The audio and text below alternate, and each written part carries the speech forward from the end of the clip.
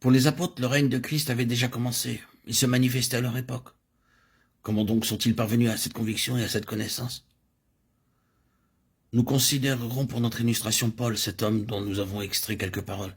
La connaissance que Paul avait de Christ régnant procédait de l'expérience personnelle qu'il avait de cette réalité. Il avait eu une rencontre avec le Seigneur glorifié qui règne, et le Seigneur du ciel avait eu une rencontre avec lui. C'était devenu réel dans sa propre expérience, dans son histoire, dans sa vie personnelle. Ce fut quelque chose de très personnel et il doit en être ainsi. S'il n'en est pas ainsi, cela pourra rester très théorique, mais cela doit être personnel et expérimental. Et il en fut ainsi avec Paul. Dans cette rencontre sur la route de Damas, deux mots très personnels furent employés qui sont centrés sur cette réalité. En premier lieu, Paul avait été interpellé par son nom, Saül, Saül. Il avait été appelé 2 fois par son propre nom. Cela avait été défini personnellement. Il ne pouvait pas transiger avec cela. Il n'était pas possible de se méprendre dans ce qu'il entendit. Cela avait été dirigé vers cet homme et en son propre nom. Cela ne fut pas dit dans la cohue de la foule, ce n'était pas le fait d'un enseignement. La chose est venue en lui en tant qu'homme, individuellement.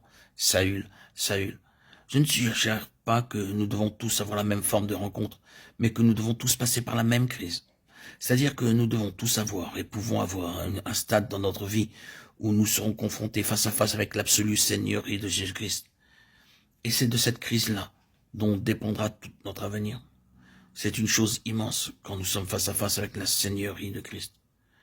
C'est une grande chose que d'être confronté avec le Sauveur. Il y a beaucoup de personnes qui sont sauvées par le Sauveur et qui l'ont reçu comme Sauveur, mais dont les vies sont sérieusement dénuées de la réalité de sa Seigneurie.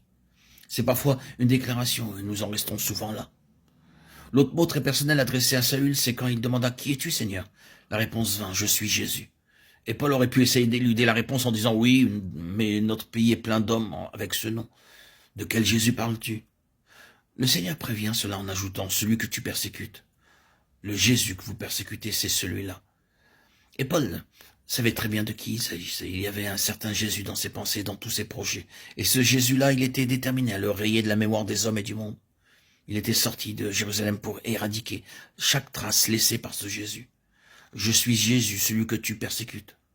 Vous voyez comment le Seigneur ramenait cette affaire à un domaine personnel. Il le rattache directement à l'homme lui-même, mais ensuite au dessein même de sa vie, à l'objet même auquel il avait consacré toute la force de son esprit et de son corps pour en causer la perte. Je suis Jésus. Quelque chose de semblable à cela doit se répéter dans l'Église et en nous, comme ce fut le cas dans la vie de Paul. Il doit y avoir un stade où, au lieu d'être seulement parmi une multitude, nous venons personnellement et individuellement sous sa domination et sous sa seigneurie absolue. Notre vie tout entière, toutes nos ambitions, toutes nos initiatives, tous nos engagements seront désormais amenés sous sa seigneurie. C'est une chose immense, mais la gloire de ce trône dépend de l'acceptation de son gouvernement et de sa seigneurie. À partir de cette crise, de cette rencontre et de cette vision, de cette transaction, si nous pouvons l'appeler ainsi, tout prit une autre dimension dans la vie de l'apôtre Paul.